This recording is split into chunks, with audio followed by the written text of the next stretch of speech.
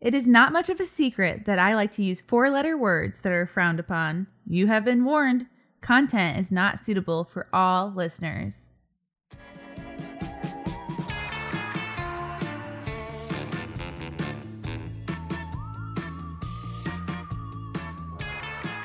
Welcome. You're listening to Bewitched Banter. I'm Krista, and I believe that people are inherently shitty. And I'm Amy, and I tend to believe that people are naturally good. But ironically, I'm a super believer in the supernatural and all things spiritual. And I'm a total skeptic.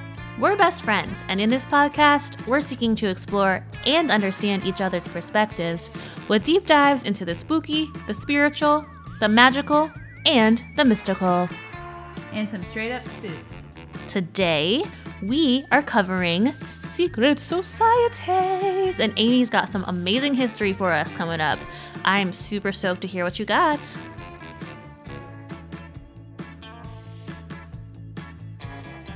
But shh, isn't it a secret?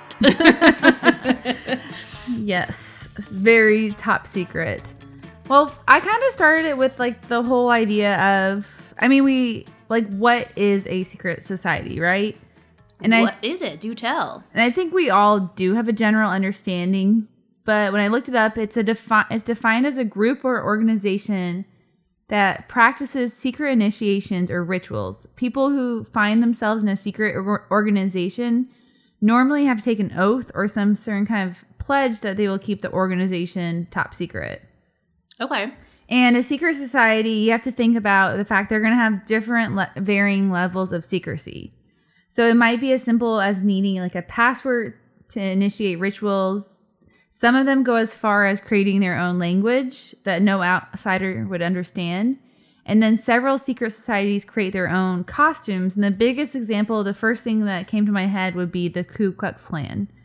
And they're considered I would consider them a terrorist organization, but... Well, they could be both. You can be more than one. Okay. I mean, it would be a secret society because not everyone can just join. Got it. And obviously, secret societies also identify with different symbols. And the term really can be used loosely, and sometimes it can even be applied to like a fraternity or sorority as a secret society. And the main thing about secret societies is that they have 3 key elements. So the first one is the group existence is usually not kept secret, but more that they share secret beliefs or practices that are known to the public, but require an oath of secrecy and loyalty to learn these beliefs. Okay, that definitely tracks with what I'm covering later. Yeah, so they're not always essentially top, like we know some of these secret societies exist, but it's like they're sharing knowledge that's secret, right? Yep. And usually a secret society will promise superior status or knowledge to their members that outsiders can't have.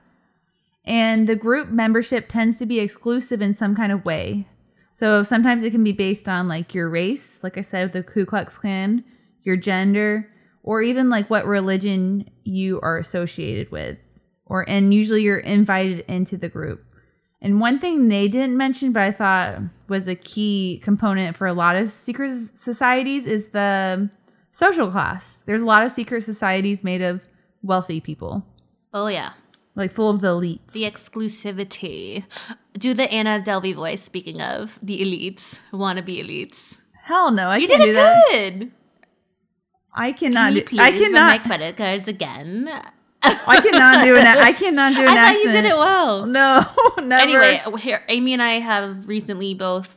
she didn't finish it. I binged it all this weekend, and she's watching the Inventing Anna. Inventing Anna, yeah. Anyway, she thought herself a part of a secret elite society. Not so much secret, but anyway. If you haven't watched it, it's definitely good. Super good. The earliest recordings of secret societies have been discovered and date back to the 3rd century of AD. Wow. Yeah, and in ancient Egypt, Greece, and Rome, several people would participate in what they called mystery religions. And these religions, from what I could gather, were like not condoned by public officials or just the public in general. And if a person was found guilty of practicing one of these mystery religions, they could face persecution. Jesus. And so that's like one of the earliest examples of a secret society. And during the Middle Ages, secret religions were so common that it led to the Roman Catholic Church starting the Inquisition. Inquisition. Inquisition. I got you. Yeah, that shit was not cute.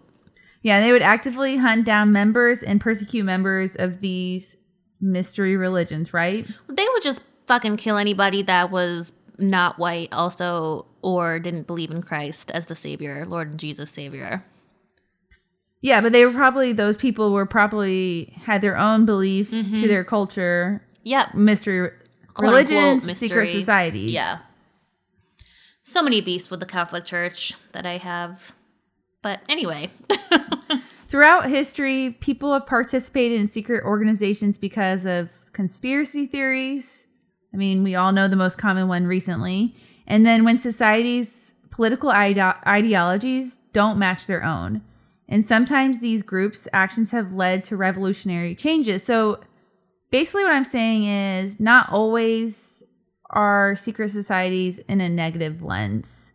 I always kind of think that way, but from my history, secret societies have changed society sometimes for the better.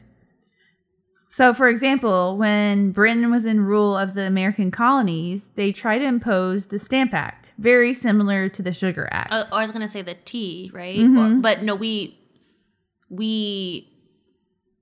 revolted against the T tax, right? So that's a little different.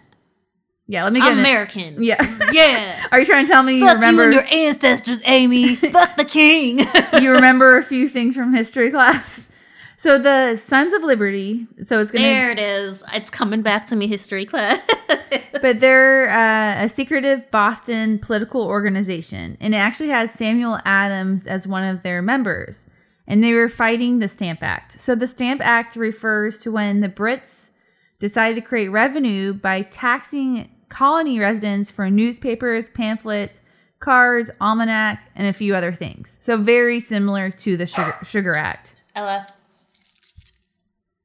She hears something up there too. There's ghosts in my attic, guys. Children ghosts. So very similar to the Sugar Act. The Sons of Liberty organized and spread the message for colonists to protest by their act. So they're just not buying stamps. And it also, they organized riots, they burned stamps, and they intimidated and threatened colonial stamp distributors. And they also raided rich people's homes who were loyal to the Brits. And then, so they're opposite of redcoats, essentially. Well, yeah, it's like kind of the rebellion of the colonies trying to find, like, these small acts led to them obviously seeking freedom in the end. Yay! From go the Brits. USA! And then one interesting thing, and now I'm like thinking about it, totally makes sense. But there are very few secret societies that include women. So whenever I think of a secret society, it's always male dominated, but I've never really thought about it. There are, however, like a few secret societies that have women, and one of them being the Voodoo Society among the Mendi people of Sierra Leone. Oh, cool. So like voodoo? Is that what No, Voodoo. Oh. B-U-D-U. Voodoo. Oh, okay. Sorry. I was like, oh, that's cool. Voodoo Queen societies. I want to join. Yeah, I don't know if I mean, I guess I don't culturally understand this. Okay. But, because I was about to say not as cool, but maybe to them it is. I don't know. I don't understand culturally. So this society basically focuses on preparing girls for marriage. Okay, and so I see your hesitancy now. Well, there's more to it. Okay. So this group is more commonly referred to as the Sandi Society too. There's several names that go along with this secret society, but the main thing is they initiate girls into adulthood by performing rituals. Some common features of the group are, first, group initiation in the middle of BFE in a forest. So they're in the middle of nowhere. Like, what? You know what BFE stands for, right? Bumfucked Egypt. Like That's it. You're in the middle of nowhere. Scarification. So, oh no. For anyone who doesn't know, it involves scratching, etching, burning, branding, or superficially cutting designs, pictures, or words into the skin as a permanent body modification or body art. And this type of body modification can take roughly half a year to a whole year for it to be able to heal. Oh my God. This is the part that makes me really squeamish. Female genital mutilation. I knew that was coming. Yeah. Fuck. Pledge of secrecy. Body modification in the form of piercings and skin removal. And because they're getting them prepared for adulthood and marriage, if you're part of the secret society, you would use the use of Sandi names for their future child. So you're going to honor your secret society. Okay. Again, so, culturally, you're right. We don't understand it as white women in America. But just the mutilation part is, I guess it's hard for us to wrap our brains around. But I don't even know if it comes down to race. I think it's just like where you're from. We don't do that from here in the U.S., so we don't understand what their culture, what they do, I guess. Yeah, so maybe not racial, but just United States, American lens. We're not going to understand that it actually is something to them, you know? Mm-hmm. Right, wrong, or different. I didn't want to... I think we're all sitting here listening to this, and you're probably at home listening with your own ideas, but I didn't want to say anything without... I'm not educated enough to say enough and have an opinion on that matter. Anyway, we're moving on. I read several interesting theories of why secret societies are started. So there's the common one, like people coming together for like religion, like I said, conspiracy, political ideologies. But another one that was really kind of like I never really thought about is the fact that it's such a male-dominated thing to do that there's like almost a particular like sexual element that drives men to join these groups. Like some of the theories are that some of these, and again, it comes down to sexism, which I didn't really think secret societies would take me down there, but it did. Yeah, of course.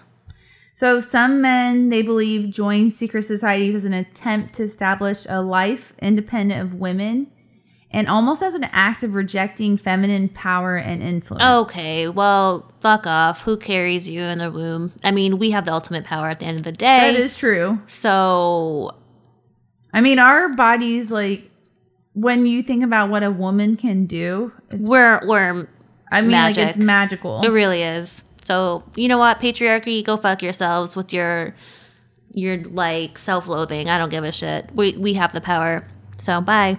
But almost it can be like a sexual thing. Sexualized, like a lot of men in these secret societies almost might just be secretly swing the other way. Oh, yeah, and they probably might not so secretly at all. Like, I'm thinking of fraternities. Like, think of all the like homosexual adjacent things that they do in their hazing practices. I don't know because I'm not a part of Greek life.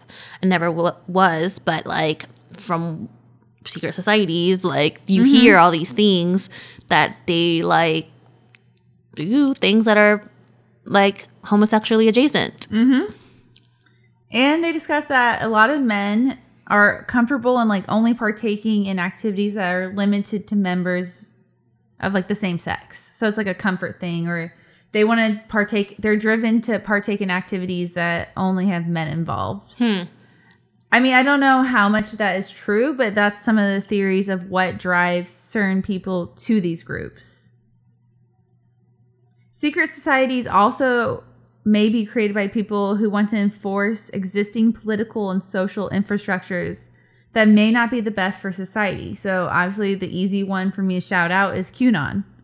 And these groups often motivate people through fear. Oh, yeah. Makes sense. Where on the other hand, secret societies' motivation can also be the opposite, though. They form these secret societies because they want to change or rebel or reform against what's currently happening in society. So you have both sides of the spectrum. If you do a quick Google search, right, you're going to find, when I at least Googled secret societies, one of the top things that kept coming up for me was, do secret societies rule the world? And this is a question. The world, girls. But I think a lot of people actually truly believe that secret societies rule the world. Like they are. I mean, a lot of it comes down to conspiracy. But from what I gathered, and experts really argue that secret societies don't have as much power or influence as the public tends to think, which I think personally is comforting to know that. Actually, it is. It is, especially I'm going to be doing on Thursday the Freemasons, and there's a lot of thought and conspiracy that they run government and U.S. states. And affairs. And I think a lot of that also is like because it's so secret, makes people jump to conclusions or make it more exciting and more than what actually is happening. Totally. And I stumbled upon a really interesting article from Artful Living by Marguerite Harp, and that is titled, "Has Modern Society Killed America's Secret Societies?" And in this article, she examines the questions of, do secret societies even still exist? Is anyone still joining them today? So from the article and other articles I came across, from what I gathered, these groups do want to keep existing. Sure. And attract new members, but there's a problem of how they do this without using the internet. So you're in a catch-22, right? Because they want to stay secret. Catch-22. Let me catch-22. Yeah. I knew it was. Yeah. Catch-22. I mean, they're in a predicament, right? Like, how do we stay secret? But we also need to have a following. And how do you really get any sort of substantial following today without using the internet? Everyone knows if you want to promote something, gain new interest, you put it online. Social media, unfortunately, rules the world, it feels like. Sure does.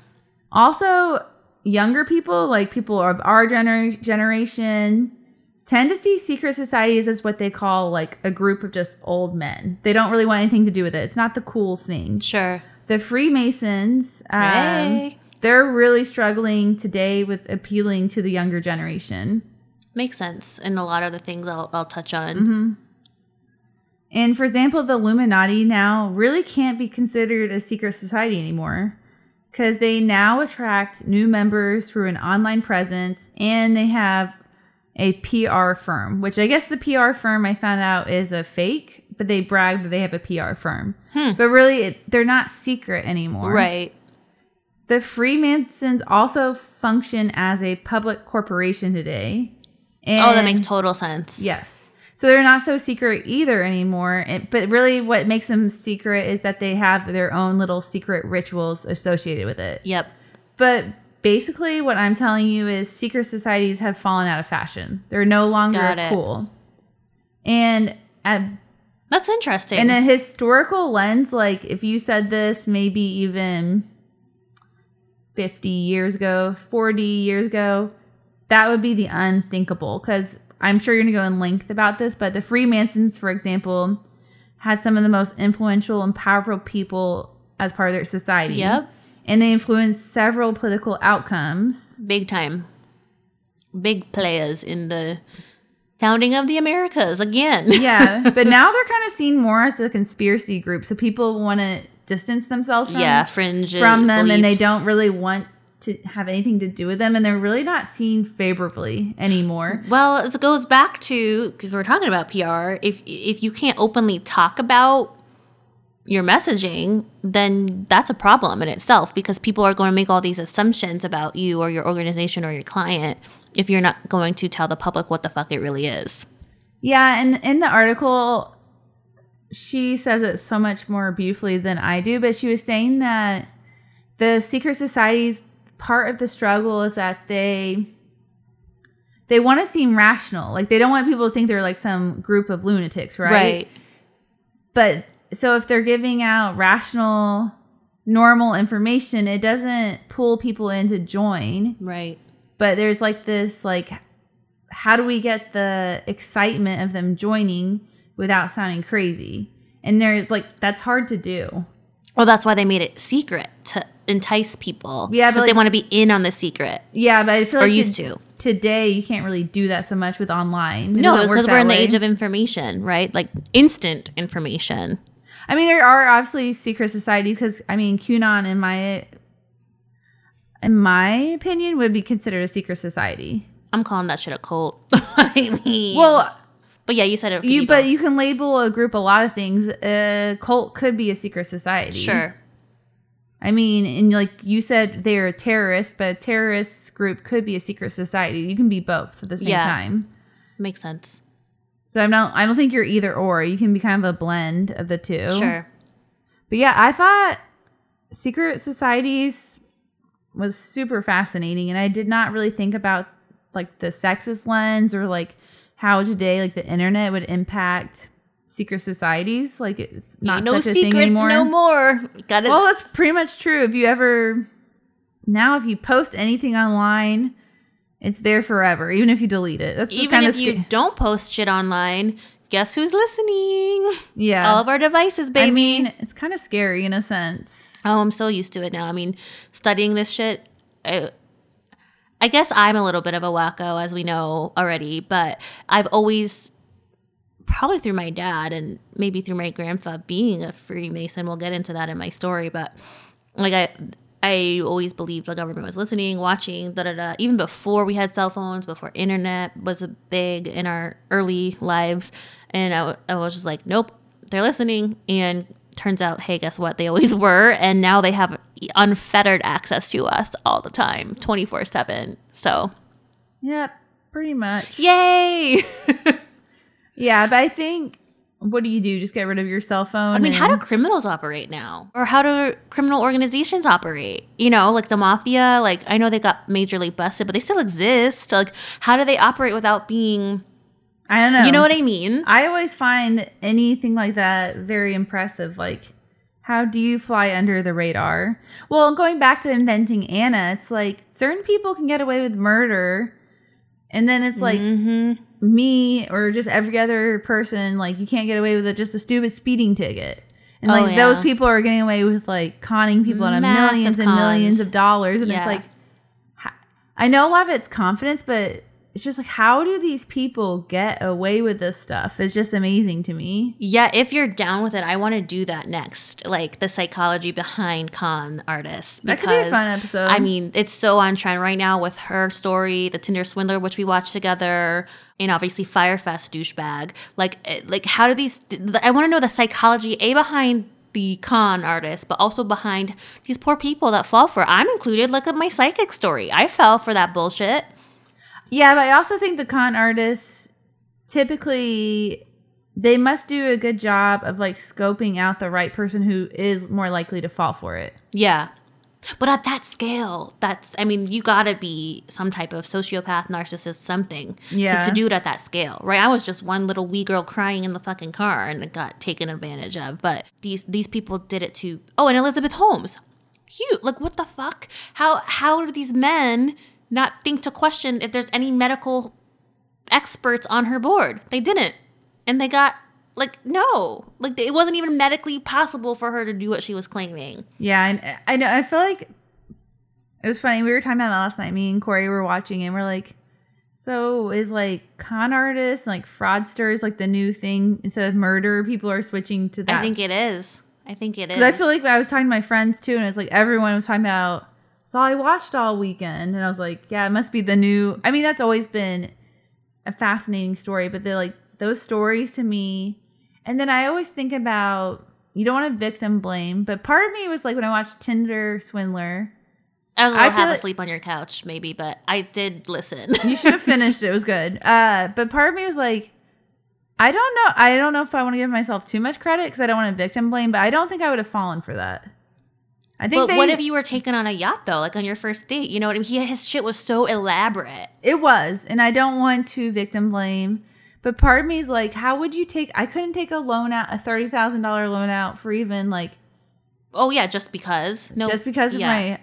I mean, also, I was talking about this with my hairstylist. She was I wouldn't even loan $200 to a friend. Oh my God, let alone loan... Somebody else said the same shit. I think it was on the radio. And the hostess was or the DJ was sorry, honey, next person. No, but I also the woman, she wasn't even in a romantic relationship with him. I don't think it's my job to loan money to my friends. I think that's more where they reach out to family. Right. And I just think if I was... Especially at that level of money. Yeah, but... if I needed $10, Aim's oh shit, I forgot my wallet, whatever. But no, I'd be she's swindling me. Thousands of dollars or more, Like, no. No, but I feel like someone's in a really rough spot. Usually you would think, especially if you know they come from money, you're like, why aren't you asking your family? Right. So, and that guy supposedly did come from money. That's what I'm saying. That's why I would be weirded out. I'm like, why aren't you asking your mom and dad who have the money where poor me doesn't have the $30,000 just sitting in my bank to give you? Right. Or if I did have it. Oh, you don't? Fuck. I can't I can't hit you up for $30K? If I did. Sure? Yeah. You guys want to write me a check? Real quick. You know what I'm going to do? You give me $30K. I will put a down payment on our studio in your backyard. Okay. There's my scam.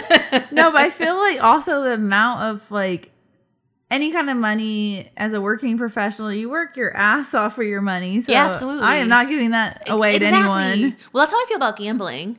Like, I'm not going to, I bring $20. If I lose it, fuck it, I'm done. I'll just sit and watch other people play and get free drinks in Vegas, you know? But like, well, gambling, I think you have to go in knowing, okay, if I spend $60 tonight, you put a limit. You walk in, exactly. You're like, I had a good time, and you don't walk out being depressed. But a lot of people don't have that willpower. I have to, because it's like you said, I work way too hard for it just to throw it away.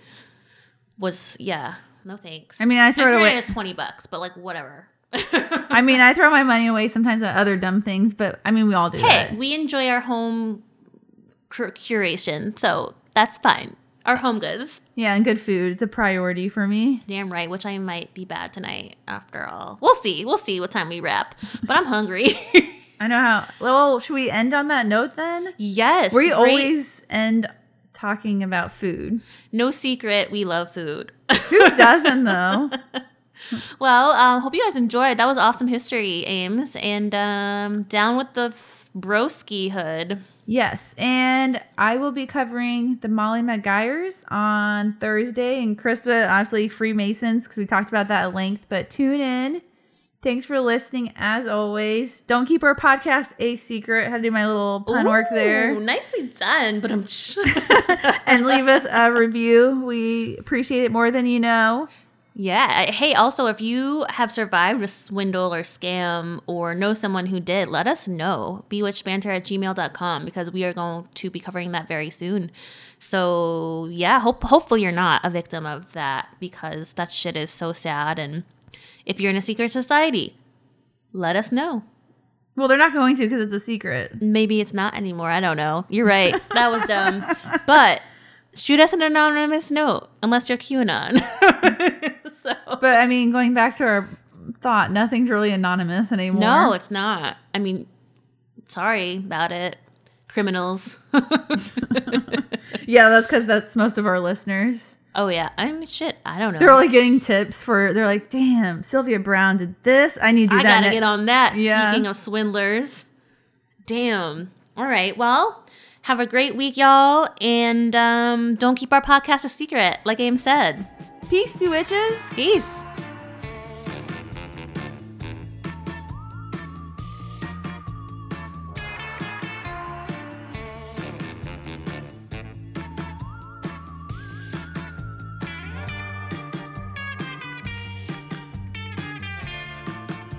Thanks for listening. Check us out on Instagram or bewitchedbanter.com. Suggestions for the show? Emails at bewitchedbanter@gmail.com. Credits, Music Phantom Fun by Jonathan Boyle from premiumbeat.com. Podcast, edited and produced by Kristen Hinz and Amy Holt. As always, if you enjoyed, please rate, review, and subscribe.